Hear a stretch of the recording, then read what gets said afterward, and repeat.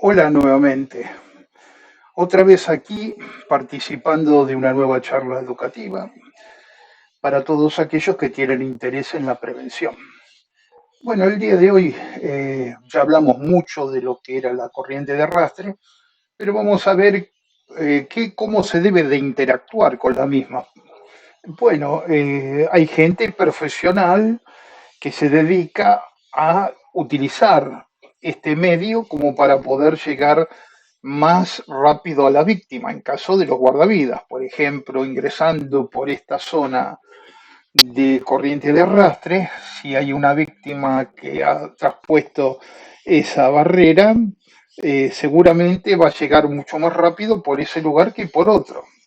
Pero hay otras actividades también que se realizan, el caso de la gente que hace surf, que corre olas. Para decir, bueno, porque ahí no hay olas, ¿por qué no hay olas? Porque hay corriente de arrastre. Muy bien, pero ¿qué hacen? Ingresan ahí porque no tienen mayormente una resistencia que los impida avanzar mucho más rápido, pasar la rompiente y luego elegirán, según el peine de la hora y la situación que ellos ya conocen, correr las olas hacia un lado o hacia el otro, dependiendo de la situación. Pero no vamos a hablar de lo que es los surfistas o vamos a hablar de los bañistas.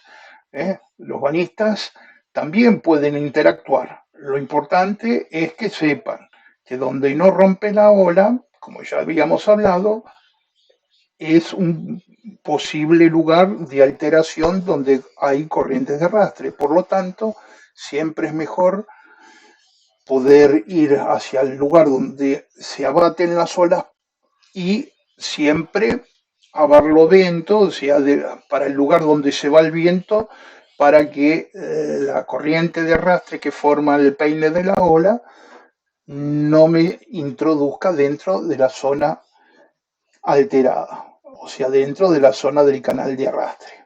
Muy bien, pero como ya hablamos mucho en los interiores, vamos a pasar a otro lugar de playa. Vamos a pasar a lo que son los escollos, las escolleras.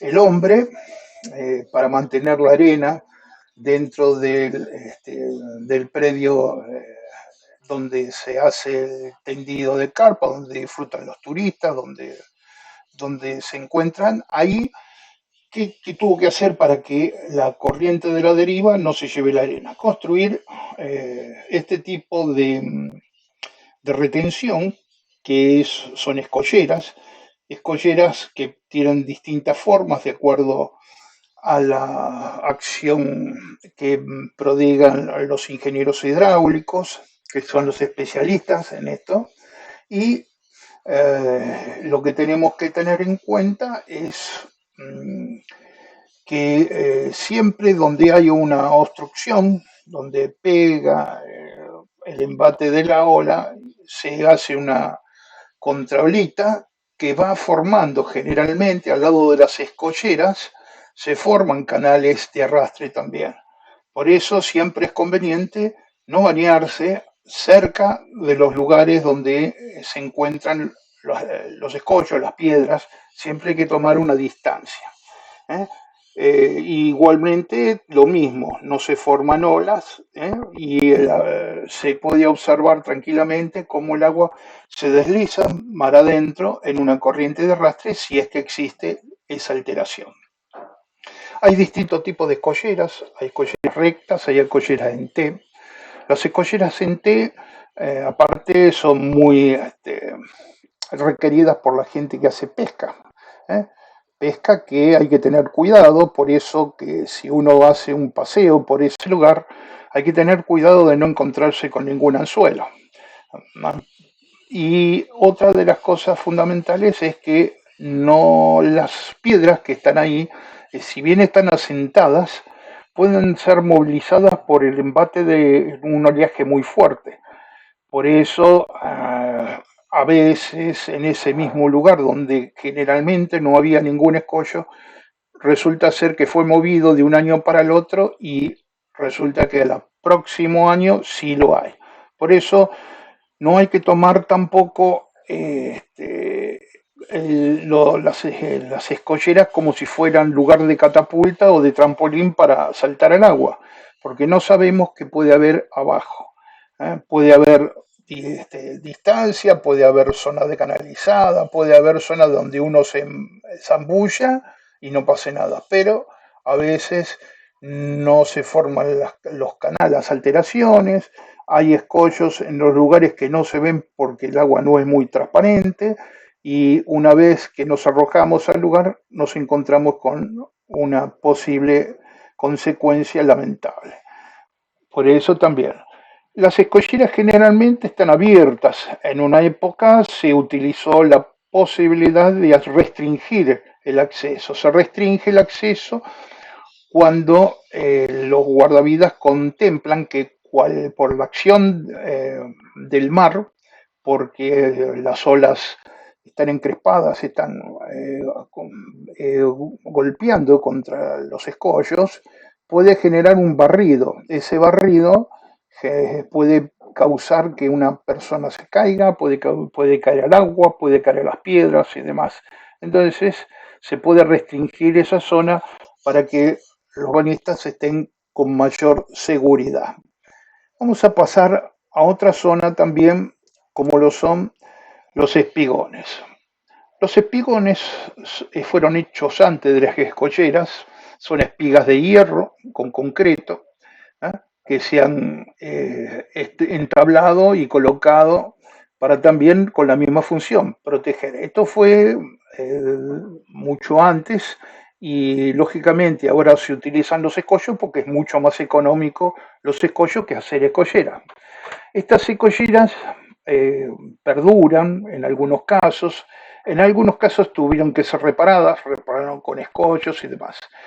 Este, era para los guardavidas, era un lugar muy atractivo como para poder generalizar una visión de vigilancia preventiva de arriba de las escocheras como una plataforma elevada que me permitía otear todo lo que es la zona de baño para que la gente esté en forma segura. Lo veía el guardavidas ahí, decía, bueno, estoy protegido y el guardavidas a su vez tenía un campo visual amplio donde podría este, realizar su trabajo sin ningún tipo de problema. Ahora, ¿qué pasa también? El desembate de las olas ha generado destrucción, ¿no?, de las escolleras, perdón, de los espigones y con escollos se han reparado. Esta destrucción a veces acaba como de formar hierros que están saliendo, que hacen que a su vez también corra peligro la seguridad, porque como dije, en cualquier lugar donde hay un paredoncito que se adentra en el mar, ahí también se forman corrientes de arrastre. Entonces, ¿qué sucede? Sucede que esos hierros provocan accidentes de cortes y demás. Y también a veces las estructuras quedan en forma pasante, como si fuera el muelle de pesca, pero son espigones. Pasante en el sentido de que puede un cuerpo ingresar por un lugar, ¿no?, en un accidente, con succión abajo de la escollera, y puede ser que tenga salida del otro lado o puede ser que no exista salida del otro lado. Entonces siempre es conveniente alejarse de la zona de los espigones para evitar todo tipo de problemas. Al igual que las escolleras, también sufren la consecuencia de la restricción. Si el guardavidas ve que la situación no es muy adecuada, a veces se colocan barreras para que no pasar, zona de peligro o algo así, como para informar que por el embate de la ola o demás hay que impedir. Y muchas veces se han utilizado estos espigones como trampolín de salto. El problema es, como le dijimos con las escolleras, el mismo problema. ¿eh? Saltar y no saber lo que hay abajo, y fueron muchísima gente que quedó lesionada de columna vertebral, a veces y muchas veces han perdido la vida. Muy bien, vamos a pasar a los paseos rocosos. Lindos lugares donde uno puede transitar tranquilamente, pero también, al igual que los escollos, hay que tener cuidado porque en esos paseos rocosos uno puede estar sentado, tomando mate, pescando, ¿no? Pasándola bien, pero sin embargo comenzó a crecer el mar, comenzó a batir con más fuerza el oleaje, y podemos ser barridos con dos posibilidades, o tres mejor dicho. Una de las posibilidades es que la ola barra y caigamos al agua. En este caso hay que alejarse de las piedras, pedir auxilio para que los guardavidas que se encuentran en forma aledaña o en el lugar puedan ir al rescate. Otra de las formas es que barra y en lugar de caer al agua, caer arriba de las piedras, con lo cual puede haber lesiones traumáticas, quebraduras, heridas y demás, sobre todo en las zonas donde hay ese verdín, ese pastito húmedo que se crea arriba de las piedras. Pero el mayor inconveniente es que la persona sea barrida y caiga dentro de un sopladero. ¿Qué se llama sopladero? Se llama en las grietas que se encuentran entre las piedras. Por ese lugar a veces hace presión en el agua y sale como si fuera una elevación de agua, como si fuera una salida de agua hacia arriba, como un geyser, pero o una ballena que está soplando, pero en realidad es el agua que se interna y hace presión y sale por ahí. Y esos lugares que son grietas bastante grandes, ingresa tranquilamente el cuerpo de un ser humano, ¿eh? Con tal situación que puede quedar o puede escabullirse dentro de las piedras. Si se escabulle dentro de las piedras, es muy difícil la recuperación. Entonces hay que tener cuidado. Para todo esto, paseos rocosos, escolleras y demás, también existe la señalética, una señalética que informa, que nosotros también proponemos, que informa en qué momento se puede estar la bajamar más pronunciada como para que la gente pueda realizar un paseo tranquilo, y si existe o no existe oleaje es algo que tiene que individualizarse en el día y es algo que tiene que referir el guardavida dentro de esa pantalla informativa. Bueno, pero esto es para que todos lo sepan. Vamos a pasar a otro lugar, a un lugar muy encantador, que se llama acantilados. Esos acantilados hermosos, que uno puede hacer un paseo por entre los mismos. Es una zona, como verán, incipiente de arena. ¿Qué quiere decir? Que a veces el mar está bajo, la gente pasa con mucho cuidado por ese lugar y hace un recorrido por abajo de los acantilados. Pero ¿qué pasó? No se dio cuenta que el mar estaba creciendo.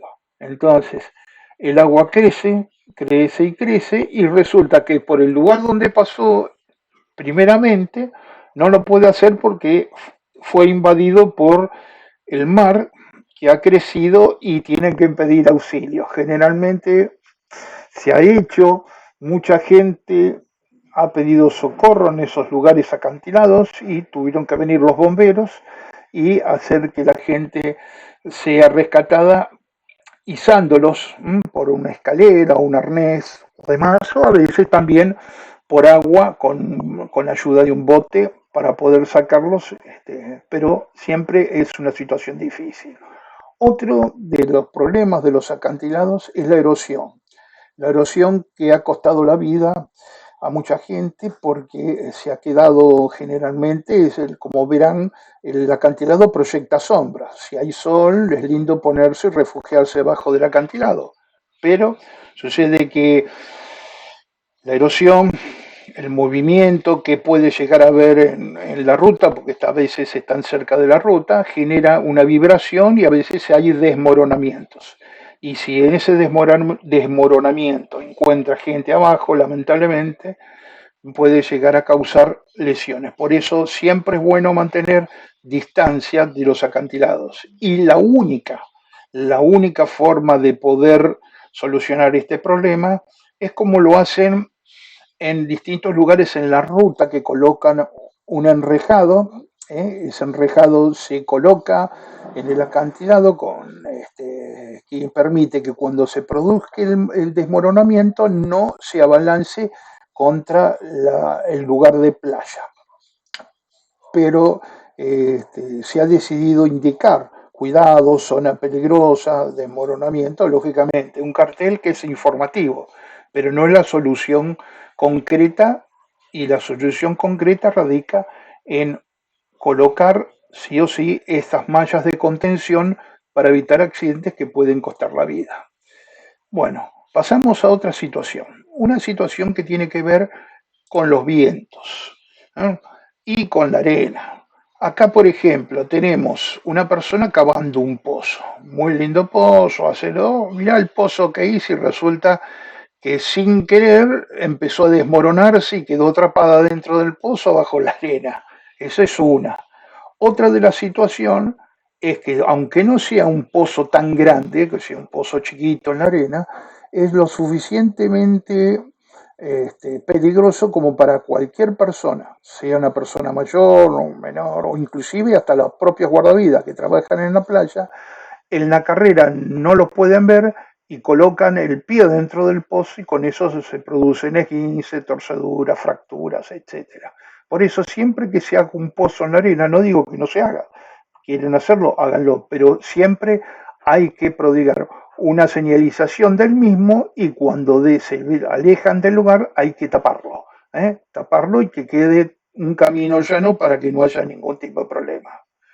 Otro problema son los flotadores, tanto sean los barrenadores, las cámaras de neumáticos que se utilizan también como flotadores, o las mismas pelotas para divertirse, incluido también los chalecos salvavidas y, por qué no, los brazaletes. ¿Qué trae como consecuencia esto?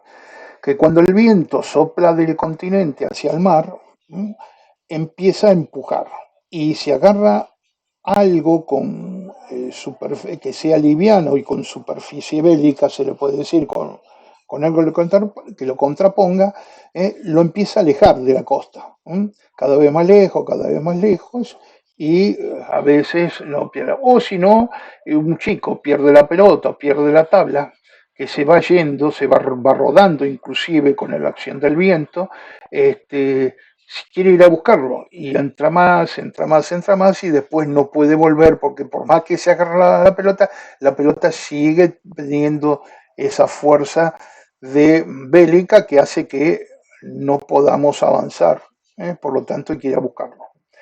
En el caso de otros accidentes que ocurren con respecto al viento, es la voladora de sombrilla.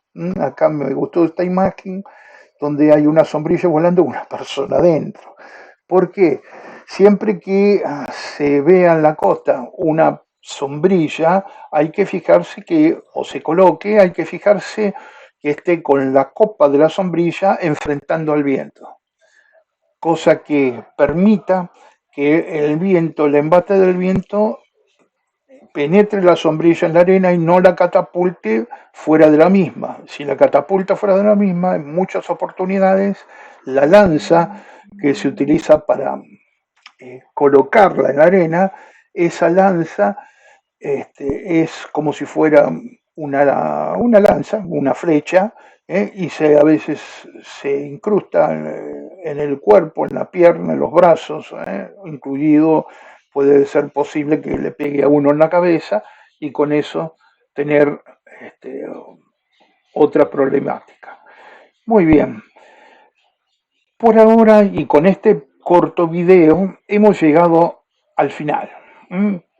Estos pequeños videos educativos son para que se comience a revertir el viejo dicho de: al mar hay que respetarlo, como decía mi madre, como dicen muchas madres, para que tengan temor los chicos y no ingresen al mismo. Por otro, que al mar hay que conocerlo, porque conocerlo es la mejor forma de interactuar. Es una belleza, es muy lindo. El mar fortifica el espíritu y si uno lo conoce puede interactuar sin ningún tipo de problema dentro del mar. Y sabiendo lo que hay que saber, estando en conocimiento de todos estos pequeños consejos que hemos dado a través de estos videos, seguramente uno podrá interactuar con el mayor con la mayor seguridad posible. Bueno, muchísimas gracias de parte mía, de parte de la institución que represento, la organización no gubernamental Federación Argentina de Guardavidas, y esta humilde dirección de investigación que se dedica a hacer investigación y gestión para la seguridad acuática en todos los lugares donde puedan hacerlo. Muchas gracias, hasta pronto.